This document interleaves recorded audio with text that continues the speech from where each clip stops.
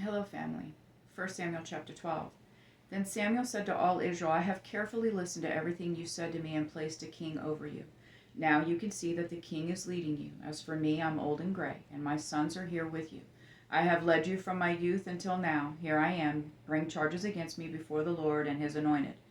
Whose ox or donkey have I taken? Who have I wronged or mistreated? Who gave me a bribe to overlook something? I will return it to you. You haven't wronged us, you haven't mistreated us, and you haven't taken anything from anyone, they responded. He said to them, The Lord is a witness against you, and his anointed is a witness today, that you haven't found anything in my hand. He is a witness, they said.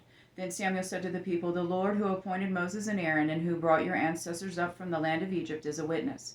Now present yourselves, so I may confront you before the Lord about all the righteous acts he has done for you and your ancestors. When Jacob went to Egypt, your ancestors cried out to the Lord, and he sent them Moses and Aaron, who led your ancestors out of Egypt and settled them in this place. But they forgot the Lord their God, so he handed them over to Sisera, commander of the army of Hazor, to the Philistines and to the king of Moab. These enemies fought against them. Then they cried out to the Lord and said, We have sinned, for we abandoned the Lord and worshipped the Baals and the Ashtoreths. Now rescue us from the power of our enemies, and we will serve you. So the Lord sent Jerubbaal, Barak, Jephthah, and Samuel. He rescued you from the power of the enemies around you, and you lived securely. But when you saw the Nahash king of the Ammonites was coming against you, you said to me, No, we must have a king reign over us, even though the Lord your God is your king. Now here is the king you've chosen, the one you requested. Look, this is the king the Lord has placed over you. If you fear the Lord, worship and obey him. And if you don't rebel against the Lord's command, then both you and the king who reigns over you will follow the Lord your God. However, if you disobey the Lord and rebel against his command, the Lord's hand will be against you as it was against your ancestors. Now, therefore, present yourselves and see this great thing that the Lord will do before your eyes. Isn't the wheat harvest today?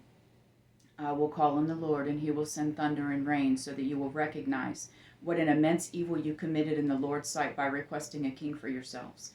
Samuel called on the Lord, and on that day the Lord sent thunder and rain. As a result, all the people greatly feared the Lord and Samuel. They pleaded with Samuel, Pray to the Lord your God for your servants so we don't die, for we have added to all our sins the evil of requesting a king for ourselves.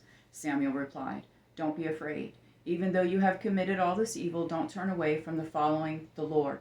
Instead, worship the Lord with all your heart. Don't turn away to follow worthless things that can't profit or rescue you.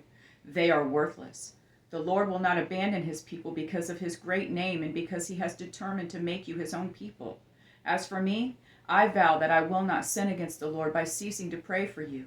I will teach you the good and right way. Above all, fear the Lord and worship him faithfully with all your heart. Consider the great things he has done for you. However, if you continue to do what is evil, both you and your king will be swept away. I love you, Jonathan.